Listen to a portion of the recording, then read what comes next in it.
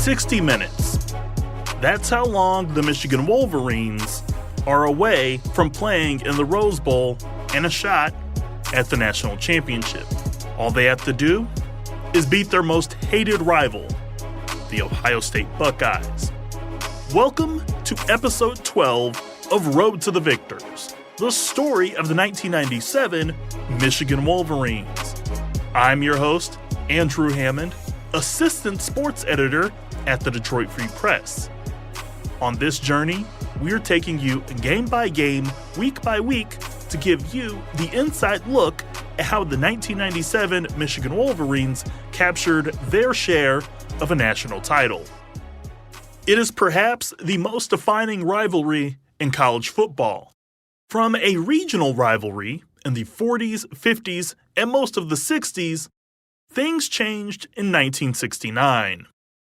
A Michigan victory over what many considered to be the greatest college football team of all time, a 10-year war was launched between Michigan, led by Bo Schembechler, and Ohio State, led by Woody Hayes. In a streak of 10 games, the coaches and their programs took the rivalry into the stratosphere. From 1969 to the final game in 1978, the Rose Bowl and/or a shot at a national title game was at stake. Even after the 10-year war ended, the fervor and passion of what is called the game remained alive. So did the stakes. Between 1969 and 1996, the winner of the Michigan-Ohio State game went on to play in the Rose Bowl 18 times, plus 2 other times when the teams were tied. A trip to Pasadena was once again on the line in the 1997 matchup inside Michigan Stadium. If you want the complete story of the 1997 Michigan Wolverines, the Free Press is publishing a commemorative book. Hail Yes, the story of the 1997 Michigan Wolverines can be purchased at um.pictorialbook.com. In the few years before 1997, it had been Ohio State with a shot at the Rose Bowl or even a national championship entering the rivalry game. Now it's Michigan with all the marbles to play for. By Ohio State standards at the time, the Buckeyes had a pretty good season, entering the game at 10-1. When we come back after the break, Mitch Albom of the Free Press joins the show to talk about the 1997 edition of Michigan and Ohio State. We are back with Road to the Victors, the story of the 1997 Michigan Wolverines. Michigan, Ohio State, the Rose Bowl, and a possible national championship on the line. You know we had to bring in the big guns for this episode. Mitch Albom, award-winning writer for the Free Press, joins us to talk about the 1997 Classic between Michigan and Ohio State.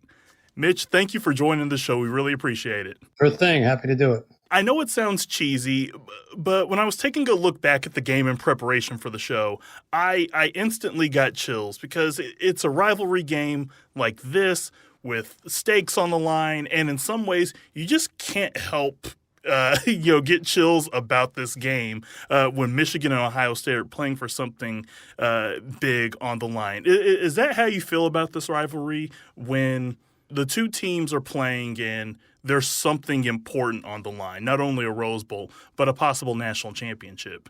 Well, yeah, there weren't a lot of years where the national championship was in play for Michigan during that time because they always seemed to be relegated to having to play, that was before the playoffs. So they were always relegated to playing a Pac-10 team in the Rose Bowl, which is what you got if you won the Big Ten. And so, the Pac-10 teams weren't the top ranked teams. And so the chances of them being able to win a national championship with their bowl game were always very slim. Now, going into that Ohio State game, they were undefeated and they were also ranked number 1. So they had the advantage at that point of saying, all we got to do is just keep holding on and keep winning and we can win this thing. Whereas in years past, they might have been ranked number 4 or 5 or 6, and they were going to play a Pac-10 team that was ranked number 8, and so you don't have a chance. That's why they invented the playoff, but it didn't exist back then. So that particular Ohio State game, where they took them on it, and it was in Ann Arbor, if I remember correctly. That was a really big game, not only because it's always a really big game, but because they knew that if they won that against a team that, and you're going to have to correct me, I'm sure you have the data in front of you, but I think Ohio State was 10-0 or 10-1 or something coming into that game too. Weren't they ranked number 4 in the country? Yeah, 10-1, ranked 4 in the country, and for the first time in 2 or 3 years, they aren't playing the Michigan-Ohio State game for Ohio State isn't a shot at a national championship. So kind of the shoe's on the other foot. But this game always has a big fight feel to it. And this game, literally, Charles Woodson and David Boston get into it on one of the first plays of the game for Ohio State. It's almost like a hockey fight. There's punches being thrown, jerseys and arms are being tugged around. These days, most assuredly, a personal foul on both teams, and both players are probably ejected. Here in 1997, nothing is called, play on, and now it's one of the more iconic images of the rivalry. When you saw that moment and you saw those two going at it, was it something that you're just like, okay, this is game on. This is what we're talking about when it comes to Michigan and Ohio State playing for something as big as this? You tend to see that happen twice a year if you follow Michigan football, as I obviously have for many, many years. The Michigan State game and the Ohio State game. Sadly, this year, we saw it writ large with the Michigan State game in the tunnel, and something that was not acceptable at all. But that kind of chippiness, that kind of, let's establish stuff early, was very typical of those games. The Michigan State game and the Ohio State game, and always early. I mean, it didn't. In fact, it almost always happened early, because that's when you're so charged up, you don't know what to do with yourself. And Charles Woodson, was not a huge guy, but he was a very tough player, and he was having an incredible season. And if I remember correctly, that game, after that fight, they basically went back and forth, and all they did was punt. I mean, they just nobody could gain enough to do anything on that. It wasn't an offensive game at all. But for the first 9 or 10 possessions, I would say I don't think anybody did anything. I don't think they scored anything. They just had a punt, which is kind of the toughness that both teams were exhibiting defensively. And as we know from that season, I'm sure you've talked about in years past, but that Michigan defense was one of the best I've ever seen. I mean, their average score, if I remember, during the season was kind of like 27-3 or 34-6 or 28-9. The single digit scoring that they had for a lot of the years. I mean, look, I'm pulling up a thing here now. They held Penn State to 8 points. They held Minnesota to 3 points. Michigan State to 7 points. Northwestern to 6 points. Indiana 0, Baylor 3. Even when they opened against Colorado, and Colorado was a ranked team, 3 points. So you weren't expecting the other team to score a lot that year with Michigan. And you weren't expecting Michigan to score a lot either. They didn't. That wasn't, one of the light them up offensive programs, but with Brian Griese at the helm, who I knew well, and knew in his career afterwards as well in the pros, he was that efficient drive down the field, keep things going quarterback, and in the end in that game, that kind of proved to be the difference. For sure. And after a deadlock first quarter, Michigan gets on the board with a 1-yard touchdown from Anthony Thomas. After Michigan forces an Ohio State punt, Brent Bartholomew punts to Charles Woodson, and the rest is history. Here's the call from Frank Beckman and Jim Brandstatter of WJR and the Michigan Radio Network. Brent Bartholomew has been Ohio State's MVP. He's averaging 48 yards a punt. He's had 1 for 55, 1 for 50, gets a low snap. No pressure, though, and he booms another one. Woodson back, grabs this one on his 23, races to his left, to the 25, splits two men, now to his left at the 40, 45, and there he goes! Charles Woodson down the sideline! He's gonna go all the way! Touchdown, Michigan! Shades of Desmond Howard! As Frank Beckman put it, this is shades of Desmond Howard. Michigan's leading Heisman contender returns a punt for a touchdown versus Ohio State, essentially breaking the game open. I believe you're in the stadium that day. What are some of your memories from that punt? Well, Charles Woodson was an explosive player. And, he was one of those rare guys that could do everything.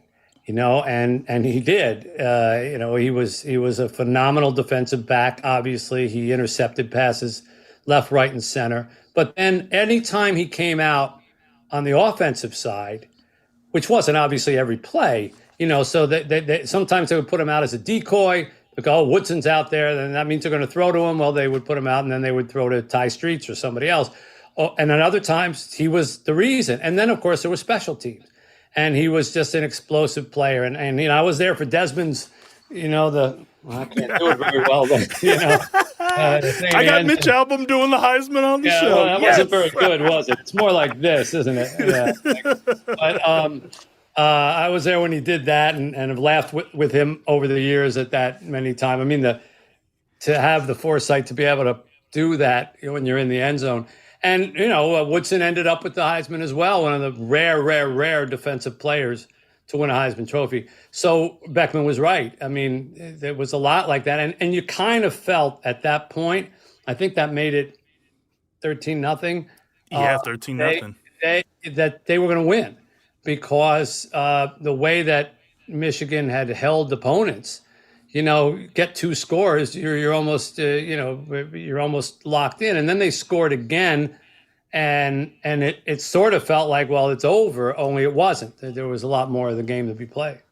For sure. And Michigan leads Ohio State 13-0 at halftime. When we come back to Road to the Victors, the Wolverines look to punch their ticket to Pasadena, and the stage is set for a wild and controversial end to the 1997 season. This is Road to the Victors, the story of the 1997 Michigan Wolverines. Welcome back to Road to the Victors. We are in the second half between Michigan and Ohio State. Down 13-0, Ohio State gets deep into Michigan territory, but who are they stopped by? Of course, it's Charles Woodson. Jackson to throw, looking right. Now comes back, fires in the end zone, intercepted by Charles Woodson. Polish off the Heisman. Make room on the middle. Charles Woodson took it away. An end zone interception.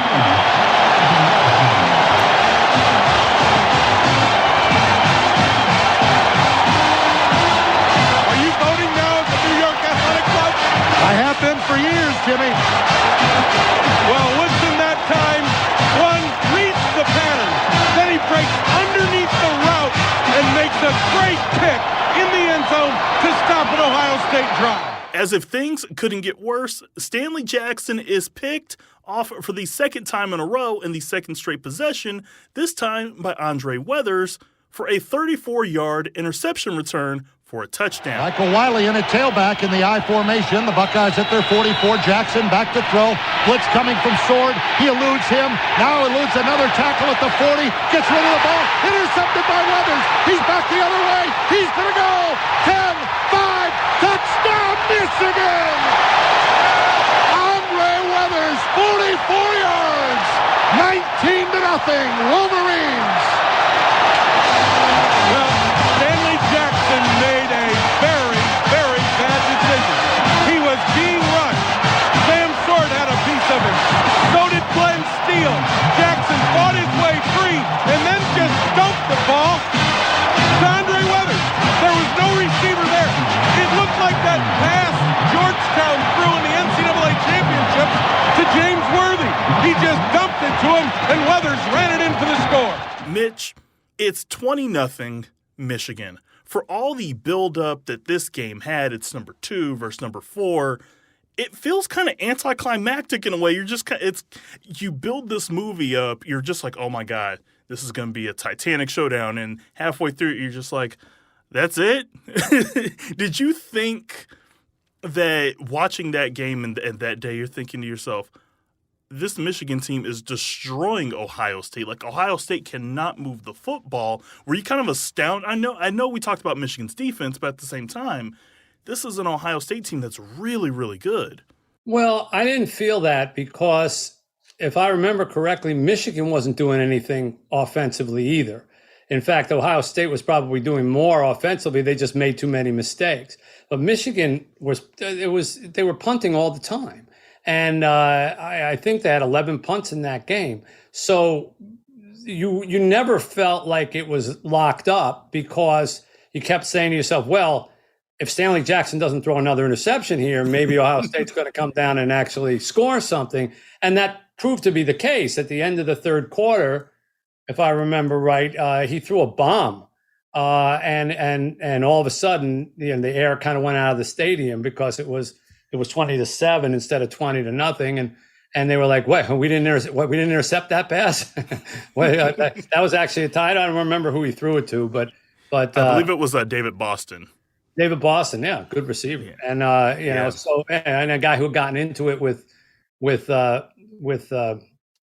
Charles Woodson at the beginning of the game, anyhow. So that was his little moment. So no, I personally, maybe the people in the stadium thought 20-0's a blowout, but I would have felt a lot better if Michigan could have run the ball better, or I mean, I don't even think they had 50 yards rushing in that game. And Greasy was throwing the ball, short passes and doing what he did, but not enough to score. In fact, if the final of that game was 20-14, two of those touchdowns were not offensive touchdowns, right? I think they scored one each category, one offensive, one defensive, and one special teams. So no, the answer to your question is you never feel like Ohio State is done. Maybe you feel it a little bit more when you're at Michigan Stadium because the crowd is there. If you take a lead on them down in Columbus, you never, ever, ever take your foot off the pedal. You never feel that that's done. But there was too much at stake, and they were too good a team. As you pointed out, they only had one loss. They were ranked number 4. And it was also that fear of being derailed from the thing that you want the most right when you're, just about to get it. I think that's the irony. I mean, irony is probably not the right word. That's the significance, I guess, and the weightiness of the Ohio State-Michigan game is so many times the whole year's campaign comes down to the outcome of that game, and like everything hangs on the line. Not one thing, not who's going to win the Michigan-Ohio State game. Everything. Are you going to win the Big Ten? Are you going to play for a national championship? Are you going to be ranked high enough to get invited to the right bowl game back then or to make the playoff? And the same thing's going to happen this year if everybody goes to chalk. It's going to be that same case again. You have everything coming into the game, as Michigan did in 1997. If they lose, they're out. They lose the Big Ten. They don't go to the Rose Bowl. They don't win the national championship. So when you have that much hanging on top of you, you don't ever think a game is over. You don't ever think like we got these guys done, because the specter of years where it didn't work out for the Wolverines was always there. For sure. And as you said, Ohio State, they do get 2 scores. So now all of a sudden it's a 20-14 ball game. And Michigan's defense comes up big again as Glenn Steele sacks Ohio State's Joe Germain, forcing the Buckeyes to punt with just under 3 minutes left in the ball game. Brian Greasy nearly throws an interception, but the ball hits the ground. Ohio State forces the Wolverines to punt. The pressure for Ohio State now is they have to go 84 yards in just over 90 seconds. The question is, could they get it done? And Michigan's defense answers with an emphatic no. Germain to throw, looking down the middle. He fires, tipped in the air, and it's intercepted by Sam Sword. They ruled he dropped it. It doesn't matter. Michigan takes over on downs with 42 seconds to play. Get the plane fueled for Pasadena. Michigan beats Ohio State 20-14. The Wolverines are headed to the Rose Bowl for the first time since 1992. Mitch, from that moment, and you talked about the defense a little earlier. You made a point that this is one of the best defenses you've ever seen. In that game, all the pressure they faced all season, Glenn Steele, he comes up with the sack against Joe Germain. It seems like every single time, and throughout this series that I've been doing with these games, the defense came up big against Notre Dame. The defense came up big against Iowa after having really a terrible first half. And so you get to the Ohio State game. As you've watched this team all season long in 97, I know it's a long time ago, but you watch this team and do you come away with a new thing every week when you see a defense play that good and you're just like, how much better can they get? And then the next week they raise it another level. Well, it's more like, to be honest with you, it's more like the opponent changing, because you saw the excellence from the very beginning. I mean, they beat a quality opponent in Colorado and held them to 3 points on the very first game of the year. So you were used to watching their excellence, but as happens in the Big Ten, some weeks are you're playing a better team than others. So when they beat Minnesota, that wasn't such a big deal. But towards the end of the season, they played three good teams. They played Penn State, which was higher ranked than them, if I remember correctly, and beat them bad. It was like 34-8. And so now you said, wow, this is what they did to Penn State. They came back the next week and beat Wisconsin, who was also a pretty good team that year, held them to 16 points. And then they come and they play Ohio State with all that stuff that hangs on the line. So it wasn't so much like, wow, there's something new every week from this defense. It's more like, are they going to be able to do what they did to the lesser teams when they have to play the great teams? And playing, number 3, number 24, and number 4 in the last 3 weeks of the season, and then going on to play Washington State, that was what was impressive in it. It's like they keep doing it against these really good football programs, which is how you measure it. Look, college football is always that. You can watch a college football game and see a team rack up 55 points in a game, and you go, oh my God, they're unstoppable. Every pass is perfect. And if you really analyze the tape, you look at the defenders were 6 yards away from the guy who caught the pass, or there was no pressure on the quarterback, or the hole was a mile wide. And then they suddenly play a good team or a much better team, and he goes, where did it go? Where did it go? Where'd that offense go? How come the running back can't gain any yards? How come the receiver can't get open? Because they're playing a good defense. So that happens a lot in college football, the quality of opponents, especially with the early season stuff. And then, sometimes you're in a conference where there are some teams that are just historically bad, and these are easy games. So you really have to measure a defense against the quality of the opponent. It's not the NFL where every team is capable of beating every team, on any given Sunday. That's not what college football is. And so I was impressed with what they did by who they were doing it against. And those last 4 games of the season for them, including the championship, the Rose Bowl, was really, really impressive performances by their defense. For sure. And in the image of Charles Woodson, he has the rose in his mouth as fans pile onto the field. At that point, do you believe he had clinched the Heisman with the punt return, with everything that he had done up to that point? Were you thinking to yourself, okay, he's won the Heisman. This game, he had his, we call them today Heisman moments. He had his Heisman moment. He's going to win that trophy in 2 weeks in New York City. You're asking me to remember a lot, how we felt back then. I mean, I don't think Peyton Manning was that year too, right? And I think there were a lot of us that felt that, and Ryan Leaf, who we would later see, in the Rose Bowl, who I remember writing about him like, oh my God, some NFL team is going to love this guy, and that didn't work out so well. Right. But I think whenever you're up against quarterbacks of that level, you don't ever think the defensive guy is going to win it. Because they just don't. So it just goes to show you how special that year was in the eyes of, it's easy for us in Michigan. We all think the local kid should win the Heisman.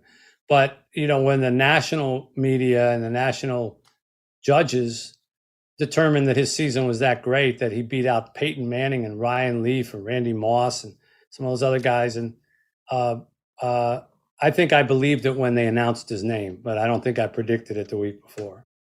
Before Michigan and Charles Woodson could embrace the spoils of the regular season, they had to find out who their opponent in the Rose Bowl was going to be. Entering that Saturday, Washington State had not played in the Rose Bowl in 67 years. Now, all they needed to do was win the fabled Apple Cup and get a little help.